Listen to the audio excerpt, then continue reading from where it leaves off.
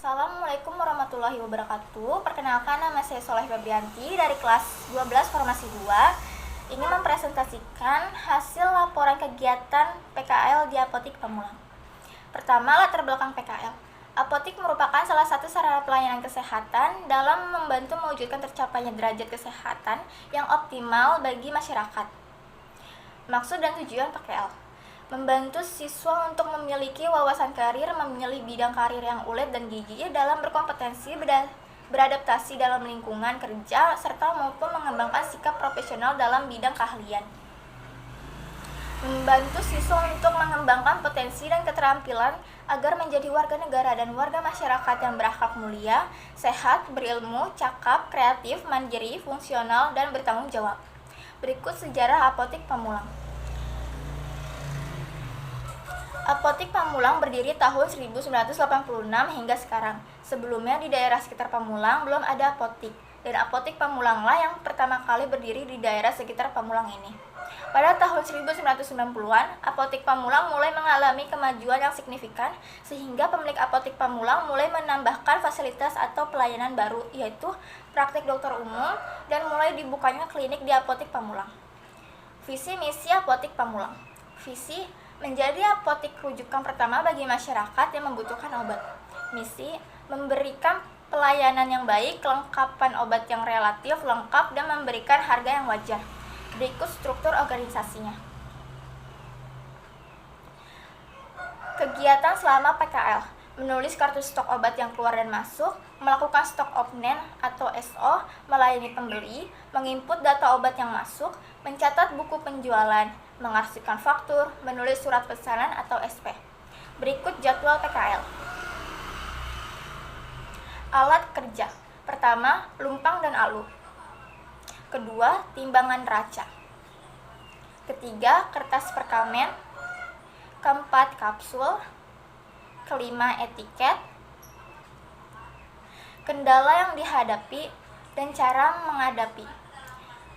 Pertama, stok obat yang ada di apotik tidak terlalu lengkap. Kedua, keliru dalam memberikan obat ke pasien. Ketiga, kesalahan memverifikasi atau menyerahkan obat kepada pasien yang benar. Cara menghadapi: pertama, memberikan obat yang lain dengan komposisi yang sama kepada pasien. Kedua, bertanggung jawab atas kesalahan memberikan obat dan menggantinya dengan obat yang benar. Ketiga, apoteker perlu melakukan identifikasi bukan hanya dari nama, tapi juga nomor pasien, alamat, tanggal lahir, nomor resep. Kesimpulan dan saran. Kesimpulan: penyimpanan obat di Apotik Pamulang disimpan berdasarkan bentuk sediaan dan menurut abjad. Kedua, semua harga obat barang tercantum di komputer. Ketiga, Apotik Pamulang melayani resep dokter, obat bebas terbatas, dan obat wajib apotik. Saran: pertama, Apotik Pamulang diharapkan dapat terus berusaha meningkatkan mutu dan kualitas pelayanan sehingga dapat menimbulkan kepuasan pasien. Kedua, perlu ditingkatkan pengawasan terhadap swalayan farmasi agar risiko pencurian dapat dihindari. Ketiga, memperlengkap obat-obatan supaya pasien yang datang ke Apotik Pamulang merasa puas dan nyaman. Berikut analisis resep obat sakit gigi di Apotik Pamulang. Definisi sakit gigi. Sakit gigi adalah kondisi ketika bagian dalam atau sekitar gigi dan rahang terasa sakit atau nyeri. Tingkat keparahan nyeri tersebut bisa bervariasi, mulai ringan hingga berat. Sakit gigi juga dapat hilang, timbul, atau berlangsung secara terus-menerus. Gejala penyakit sakit gigi. Nyeri akibat sakit gigi pun dapat terasa tajam, berdenyut, atau seperti ditusuk-tusuk. Selain nyeri, beberapa gejala lain yang dapat timbul akibat sakit gigi adalah bengkak di gusi sekitar gigi yang sakit, bengkak pada rahang dan wajah, bau mulut yang tidak sedap, pendarahan dari gigi atau gusi, sulit dan sakit saat membuka mulut. Terapi non-farmakologi. Pertama, kumur dengan air garam. Kedua, kompres dengan es.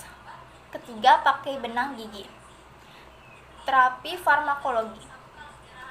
Pertama, untuk sakit gigi yang disertai gusi bengkak dapat ditangani menggunakan obat antiinflamasi atau non-steroidal anti-inflammatory drug atau NSAID. Kedua, obat sakit gigi jenis NSAID yang bekerja tidak selektif, yakni menghambat sikloksigenase 1 COX -1 dan sikloksigenase 2 COX2. Contohnya antara lain aspirin, asam asetilsalisilat atau asetol, ketrofen, diklofenal, serta asam mefenamat. Berikut analisa resep. Untuk inskriptio di sini lengkap, signaturnya lengkap, subskriptionya tidak lengkap, invocatio lengkap, ordinatio lengkap.